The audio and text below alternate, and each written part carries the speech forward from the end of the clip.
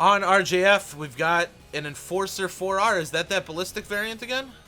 That is the energy variant. Oh, the 4P is the ballistic. So, left-handed Trader Enforcer 4R with a ballistic Hunchback 2C, Jenner 2CA energy and oxide.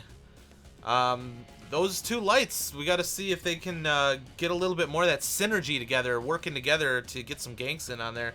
But BSMC rolling 6Rs, Kodiak 3s, Jenner 2CAs, Hunchback 2CAs. Let's get in and take a look. Pretty standard deck for BSMC. The Enforcers are an interesting choice. We've seen it a couple times.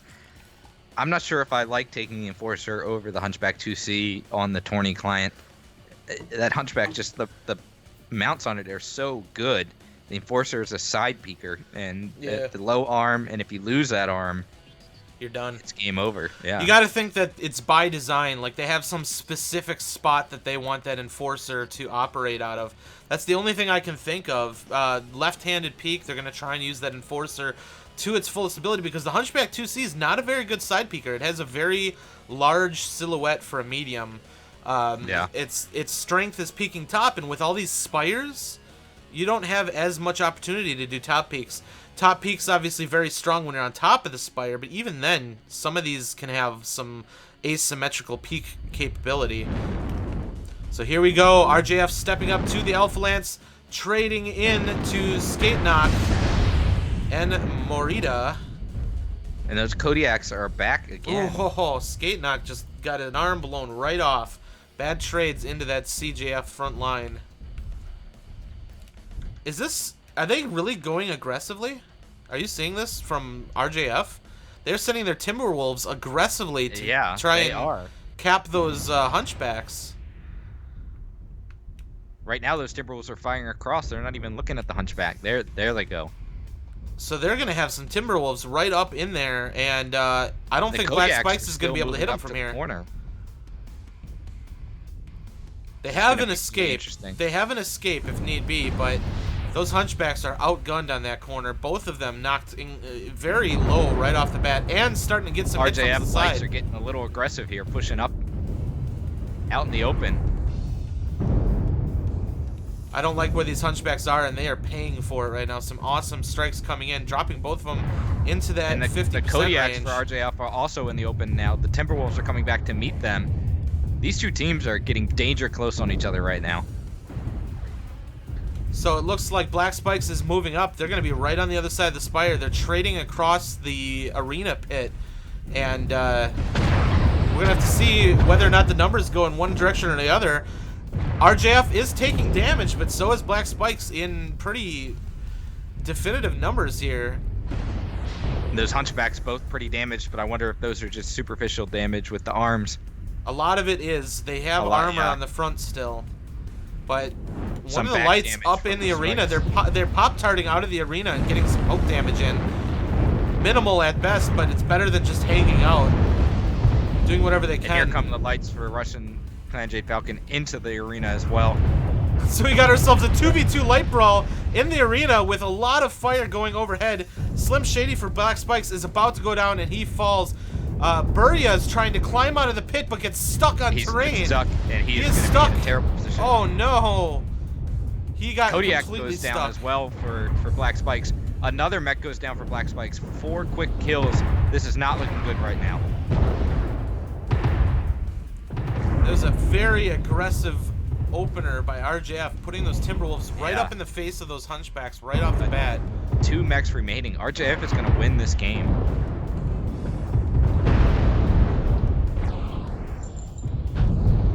Wow. There it is. 8-0. Look at the damage that RJF has taken.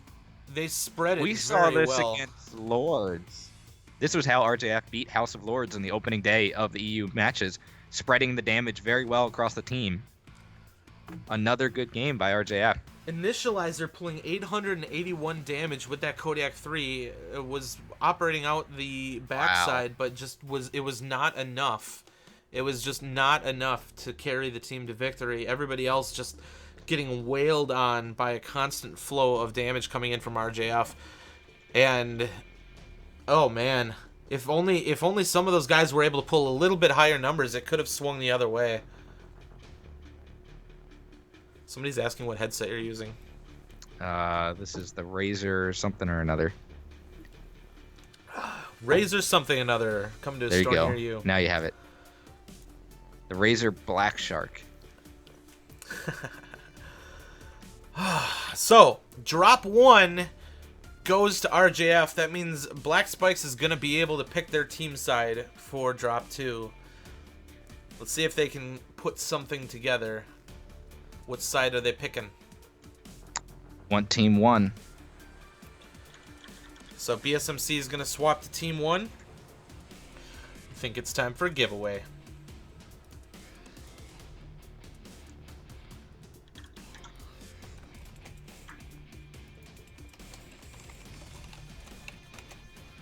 Let's do it.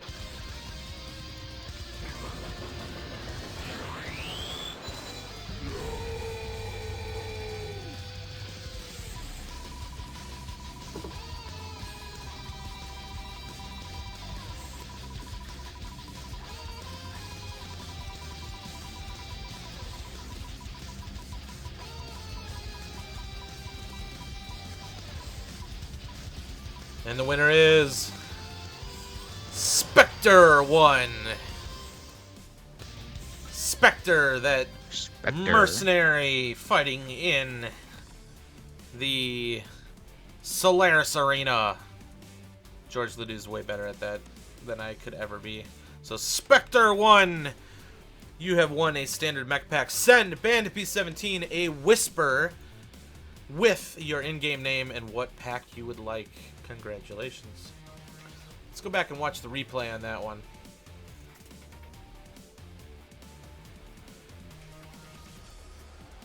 Alright, so right off the bat, those Timbers trading fantastically into those Hunchbacks. Never stood a chance. Getting completely pummeled right off the bat. Some of it, taking an arm off right away. So the percentages can be deceptive. But that is still a decent amount of damage going downfield.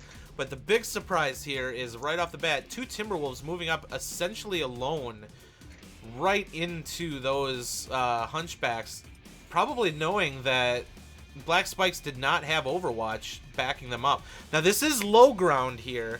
They're able to move along that terrain without really taking much hits until they get up to the top of that. So those Timberwolves, very good heads-up play, aggressively getting into the face of those Hunchbacks and just continued to put the pain in on him big time. Like, look at the power of those trades, taking 24% of his mech in one hit.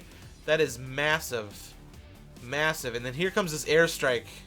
They're both sitting around 75% right across it, taking almost another 20% of the mech away with a single strike on both mechs. A huge airstrike. Forcing Black Spikes to retaliate. They're pushing up hard, firing across the arena. The lights were just completely outclassed down there. 2v2 on the lights. And then, insult to injury, one of them getting stuck on the terrain trying to jump out of the pit. Even if he got out, though, he would have been going right into the middle of that RJF firing line. That was pretty brutal. But 2v2 on the lights, not going well in their favor. They were already pretty hurt to begin with. So they continue their sweep around the outside, a little bit strung out, but RGF is there and waiting with a full firing line, ready to put the pain down. They did, that freaking Kodiak just did so much work. Initializer sitting in the back right here. That's an amazing amount of damage. I mean, it could have been just his teammates were kind of soaking, using their armor for him, but he got his shots downfield. Oh, there's that stuck Jenner. Oh, man. That's brutal. I think even if he hadn't gotten stuck, he was not long for that match. He was not, and neither was the rest of his team. So their final push-up, just trying to get anything done. Initializer in the back there, just trying to drill whatever he can with his last breath, but not going to work out for him. So they're doing a team swap. BSMC taking Team 1 now. I don't think BSMC likes being out in the open like that. They seem to favor Team 1. Let's see what they can do with it.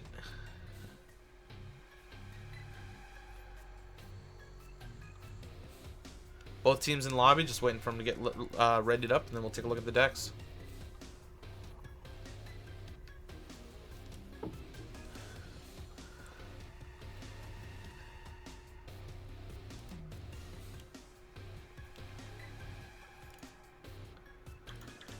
All right.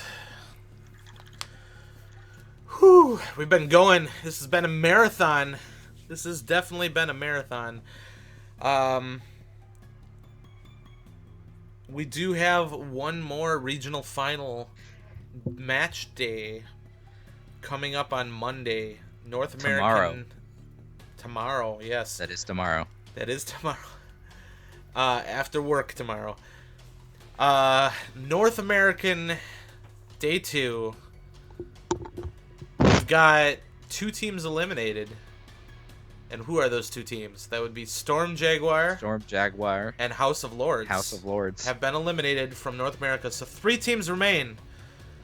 2-8 with a big upset win over, was that Lords in the elimination bracket?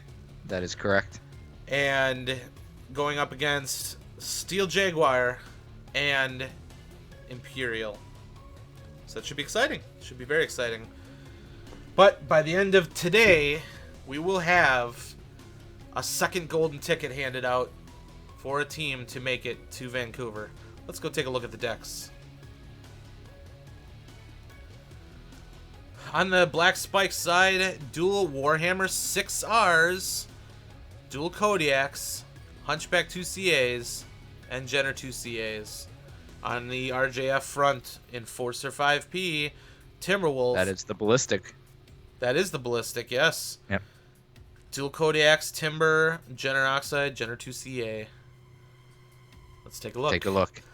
So, RJF up 1-0 on the series. They've swapped sides. Let's see what BSMC is able to pull. If they can take this one into Canyon Network.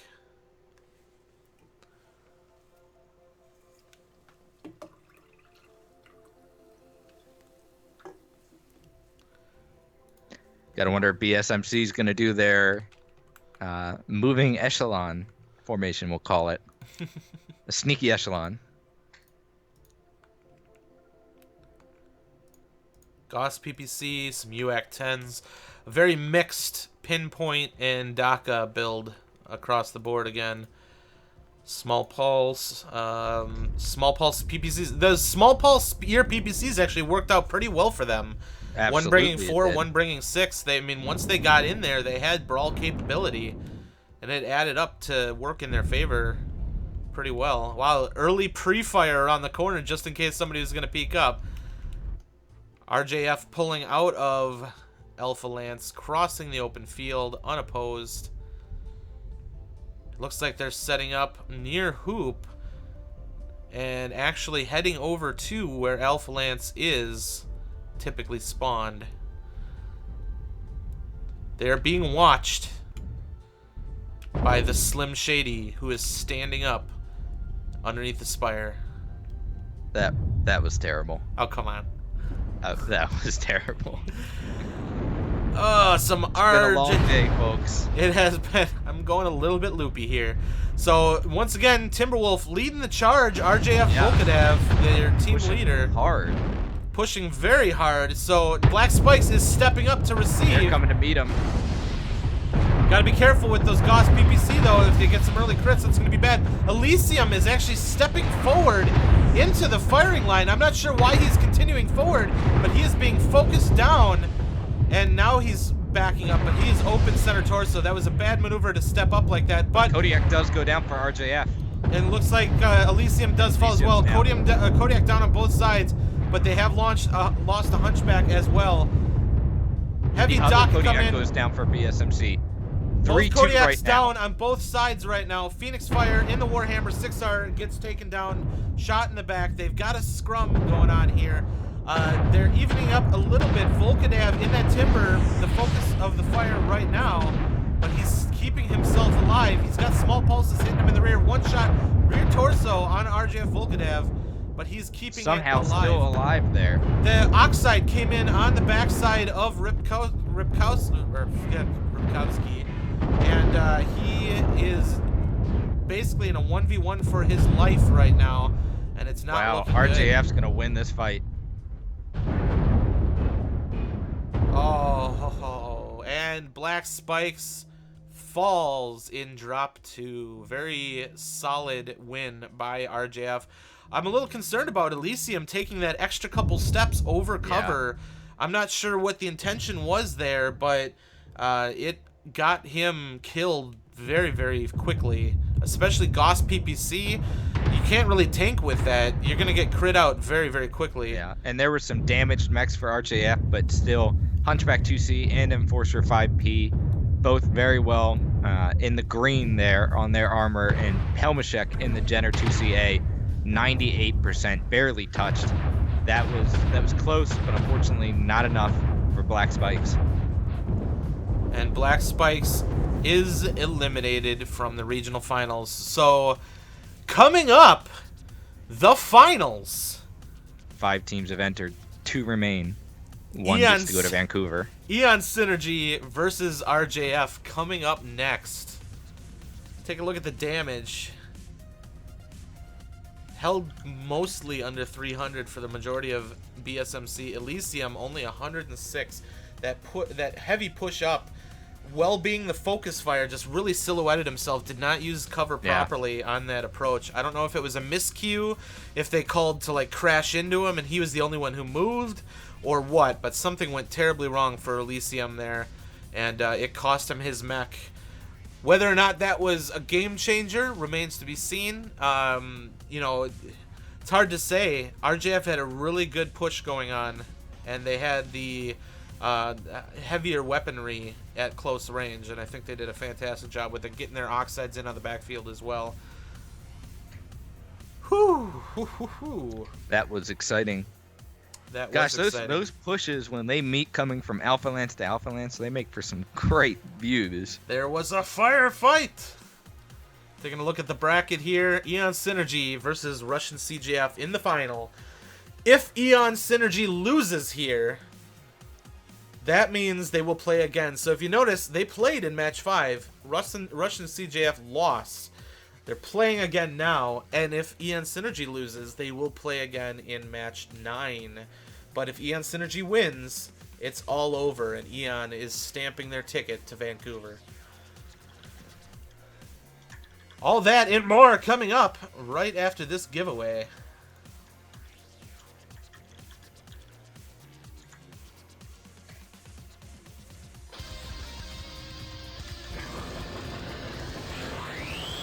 God, we're getting closer to 900 people watching now.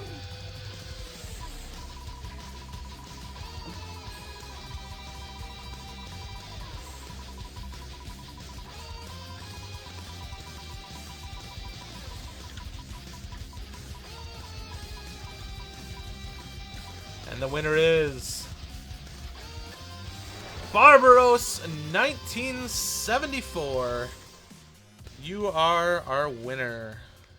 Congratulations.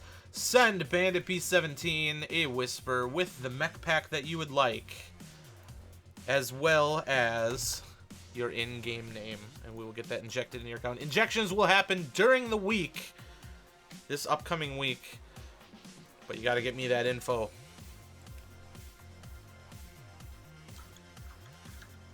All right, let's go to the replay. I just want to get like that opening trade as RJF pushed towards Alpha Lens, just like an overhead view of that, right? That is like what MechWarrior is all about. Just a massive firefight. So here we go. Black Spikes setting up their line. They got the Hunchback there a little bit late. He actually charged straight through. That Hunchback charged through the line, jumping on the Kodiak. There had to have been some sort of mix-up in the calls or something as to why Elysium would even step up at all. They did nail the Kodiak, so one Kodiak dead on both sides. Ultimately, all 4 Kodiaks did die on both sides, but RJF just had the better health overall, kept things alive, and were able to shred down the remaining Black Spikes mechs.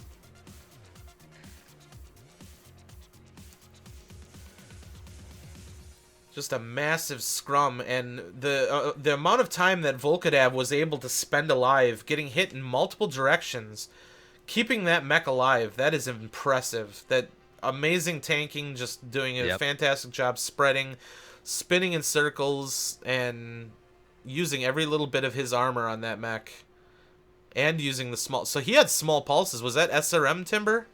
Just straight up brawl? I think that was straight up brawl SRMs. I'm not sure if that was a straight up brawl Timber or not, to be honest. I think I saw small pulses coming out of him, which puts the firepower even more in favor. That would explain why he was leading the charge and just getting up there as quickly as possible. Twice in a row now we've seen those Timbers haul ass. I do see PPCs coming out of Volkadav, so it wasn't brawl. He's launching PPC Goss, I think. I can't believe he kept his mech in one piece.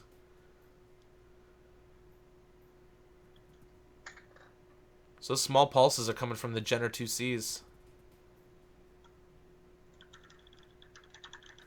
Maybe he had PPCs and small pulse. I swear to God, he's shooting small pulse. Small pulse. He is shooting small pulse. Wow.